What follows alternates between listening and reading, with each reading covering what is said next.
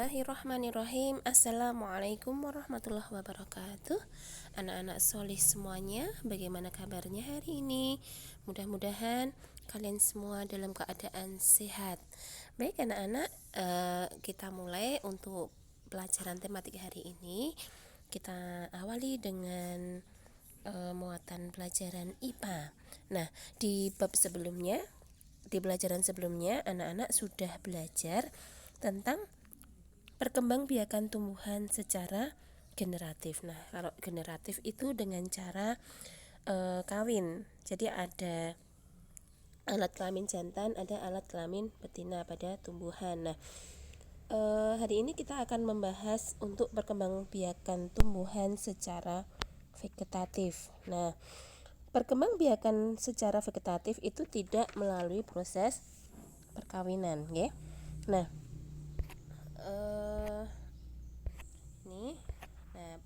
perkembangbiakan vegetatif itu ada dua.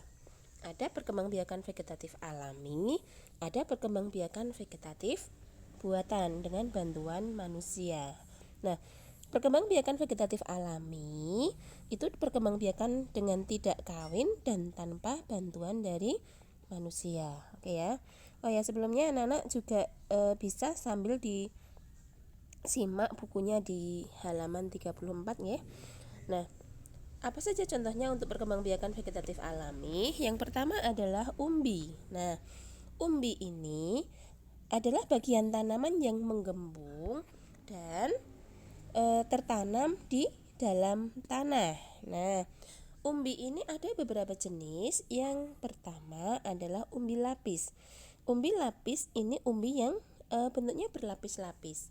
Contohnya yaitu pada bawang merah, bawang putih, kemudian bawang bombay. Yang kedua ada umbi batang.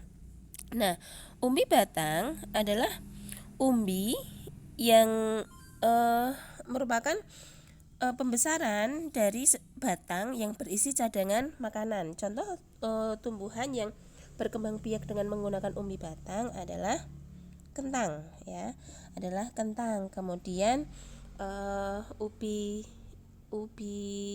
jalar atau ketela rambat atau sering kita sebut dengan telo, ya. Kemudian yang ketiga ada umbi akar. Umbi akar adalah akar yang membesar. Jadi yang membesar adalah akarnya yang berisi cadangan makanan. Contoh tumbuhannya adalah ada wortel, kemudian ada lobak, ada bunga dahlia. Kemudian kita lanjut perkembangbiakan vegetatif yang kedua adalah geragi atau nama lainnya stolon. Geragi adalah batang yang merambat di atas ataupun di bawah tanah. Nah, geragi ini tersusun atas ruas-ruas. Nah, contoh tumbuhan yang memiliki geragi adalah ada pegagan, stroberi, arbei, semanggi, kemudian ada juga rumput teki. Tuh, ya. Tuh. Kemudian yang ketiga ada akar tinggal. Akar tinggal adalah batang yang terdapat di dalam tanah. Nah, ini biasanya terdapat pada empon-empon atau yang termasuk dalam apotik hidup, ya, bisa jahe, kunyit, temulawak, lengkuas, kencur, laos dan lain sebagainya. Kemudian lanjut ke perkembangbiakan vegetatif selanjutnya adalah spora. Nah, spora ini tidak dapat kita lihat secara langsung, ya. Jadi spora ini kita bisa melihat harus menggunakan mikroskop. Nah, spora ini merupakan alat perkembangbiakan. Nah, kotak spora yang sudah matang akan pecah sehingga butiran-butiran sporanya kena angin kemudian berterbangan sehingga jatuh di tempat yang baru akan tumbuh menjadi individu baru. Contohnya yaitu terdapat pada tumbuhan paku, pada lumut dan pada jamur. Lanjut lagi adalah tunas. Nah, tunas ini adalah tumbuhan anakan yang muncul di samping induknya. Nah, contohnya adalah ada pohon pisang. Pernah lihat ya pohon pisang ya? Ada bambu, kemudian ada tebu. Nah, itu ya. Tuh. Kemudian tadi termasuk tunas batang. Kemudian ada tunas akar, itu adalah terdapat pada pohon cemara, pohon sukun, dan pohon kesemek. Kemudian ada juga tunas daun, ya. Tunas yang terdapat pada daun yaitu terdapat pada tanaman cocor bebek, ya, seperti pada gambar tersebut. Nah, untuk tunas yang tidak tumbuh pada batang disebut dengan tunas adventif, gitu ya. Kemudian kita lanjut ke perkembangbiakan vegetatif buatan, ya. Perkembangbiakan vegetatif buatan. Jadi manusia ini dapat membantu proses perkembangbiakan pada tumbuhan. Tujuannya tentu saja untuk mendapatkan tumbuhan baru dengan cepat dan tidak bergantung pada musim. Selain itu, perkembangbiakan vegetatif buatan nantinya akan diperoleh tumbuhan baru yang sifatnya akan sama dengan induknya. Apa saja contohnya? Yang pertama ada stek, ya. Yang pertama ada stek, yaitu perkembangbiakan dengan cara menanam potongan atau bagian dari tumbuhan. Stek ini bisa stek batang, contohnya pada singkong. Jadi batang singkong dipotong kemudian ditancapkan, nanti insya Allah akan tumbuh individu baru. Kemudian pada mawar juga bisa, ya. Kemudian kita lanjut lagi, stek daun juga ada, ya. Pada cocor bebek juga bisa dibuat dengan cara stek daun, dan daunnya kita tancapkan di tanah, insya Allah nanti akan tumbuh tunas-tunas. Nah, gitu ya. Kemudian kita lanjut di yang selanjutnya adalah cangkok, ya. Cangkok ini adalah perkembangbiakan pada tumbuhan dengan menanam batang atau dahan yang diusahakan berakar terlebih dahulu sebelum dipotong dan ditanam di tempat lain. Jadi ini biasanya bisa kita aplikasikan pada tumbuhan yang berkayu dan berkambium. Contohnya jambu, mangga, rambutan, dan lain sebagainya. Lanjut ke contoh perkembangbiakan vegetatif buatan yang ketiga adalah tempel atau okulasi, yaitu menggabungkan mata tunas suatu tumbuhan pada batang tumbuhan lain. Tumbuhan yang ditempel itu harus yang kuat. Nah, kemudian tujuan dari menempel ini untuk menggabungkan dua tumbuhan yang berbeda sifatnya, yang nantinya diharapkan akan menghasilkan dua jenis tumbuhan dari bunga ataupun buahnya yang berbeda sifat. Oke. Kemudian yang keempat ada menyambung atau mengenten.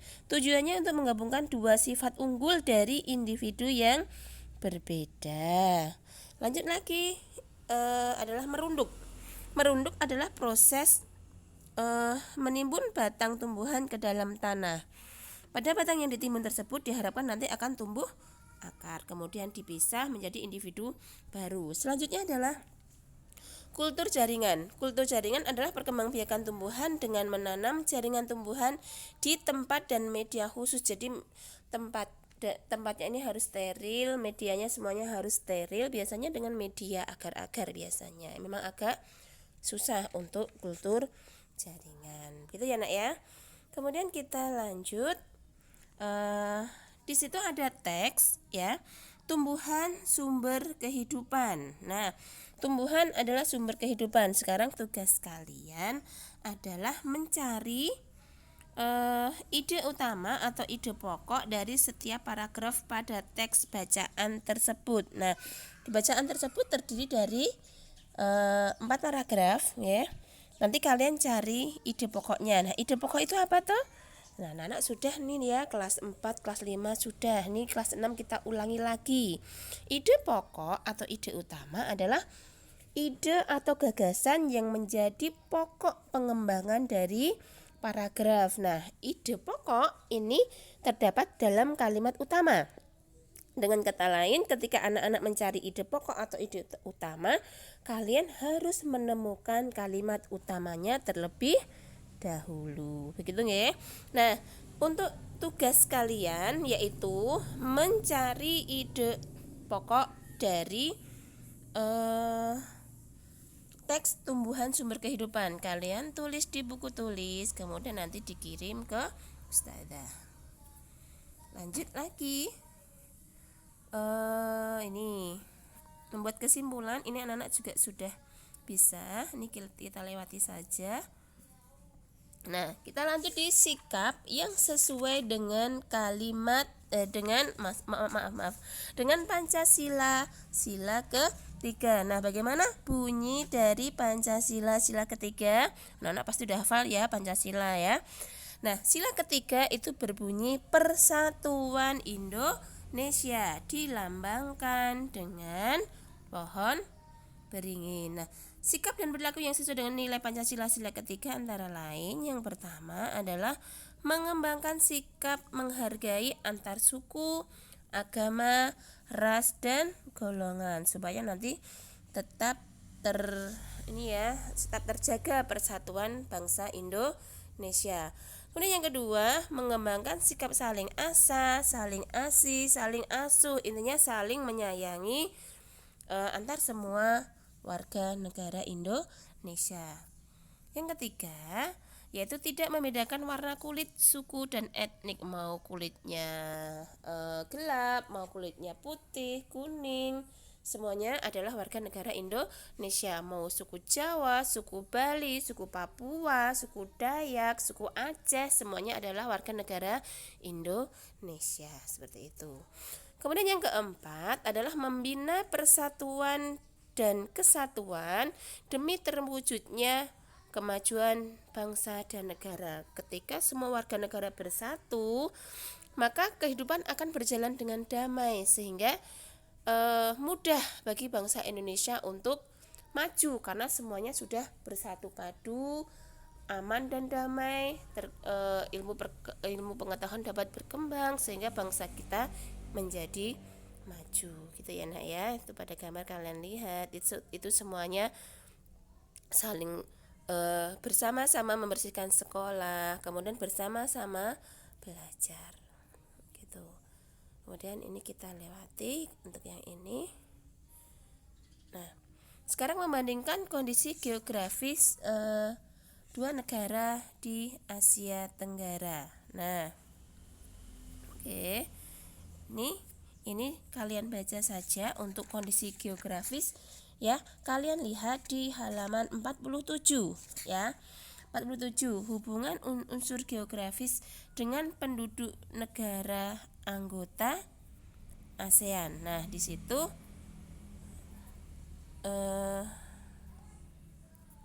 sebentar. Nah, kalian baca ya mulai dari halaman 47 sampai ini banyak sekali ya. Jadi kondisi geografis di negara-negara ASEAN ada di Indonesia, kemudian ada di Malaysia, Singapura, Brunei Darussalam, Thailand, Filipina, Vietnam, Kamboja, Laos. Ya, begitu ya nak ya. Kalian baca mandiri ya nak ya. Jadi dari halaman 47 sampai 58. Kalian baca, kalian pahami dengan seksama, kemudian kalian stabilo atau diberi garis bawah ya, digaris bawahi dengan rapi. Lanjut lagi.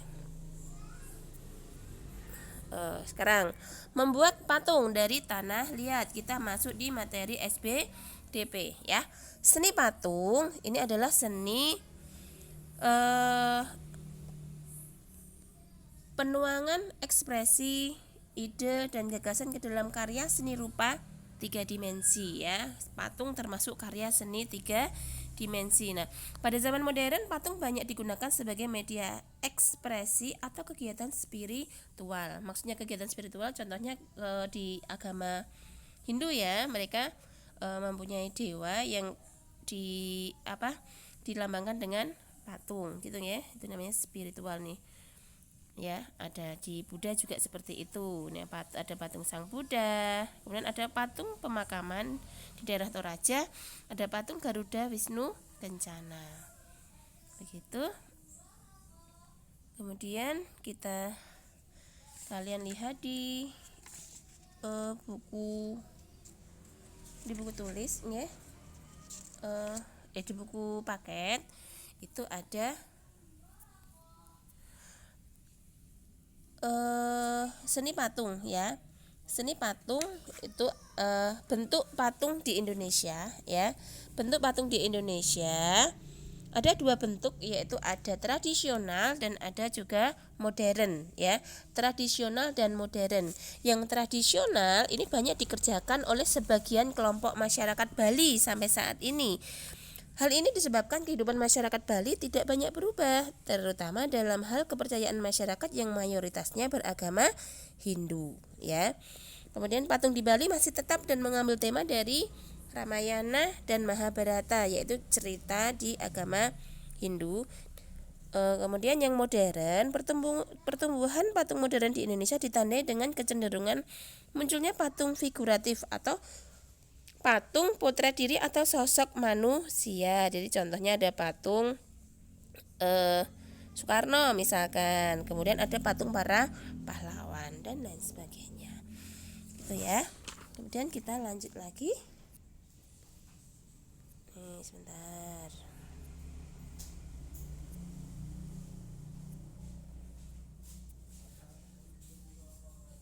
Nah, sekarang menyebutkan kondisi lingkungan tempat tinggal kalian, tentu tinggal di lingkungan ya, lingkungan masyarakat ya. Nah, sekarang tugas yang kedua ya, tadi yang pertama anak-anak mencari ide pokok dari teks tumbuhan sumber kehidupan. Tugas yang kedua adalah kalian mencari informasi ya tentang kondisi geografis ya, kondisi geografis tempat kalian tinggal ya. Tempat kalian tinggal, halaman 66. Halaman 66 ya, kalian tuliskan di buku tulis, nanti dikirim ke Ustazah. Yang pertama kondisi geografis, yang kedua kondisi ekonomi di lingkungan tempat tinggal kalian. Nih anak ya. Kemudian oke.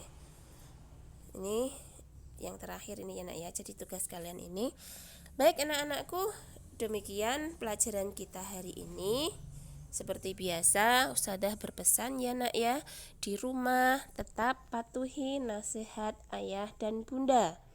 Kemudian yang kedua, tetap laksanakan sholat 5 waktu tepat waktu. Yang ketiga, anak-anak selalu murojaah hafalan supaya hafalannya tidak hilang. Yang keempat, anak-anak ketika tidak penting tetap di rumah aja. Pandemi ini masih ada. Kita berdoa bersama-sama supaya pandemi ini segera berakhir. Yang kelima, tetap patuhi protokol kesehatan. Demikian, kalau ada salah-salah kata dari Ustazah mohon maaf. Wassalamualaikum warahmatullahi wabarakatuh.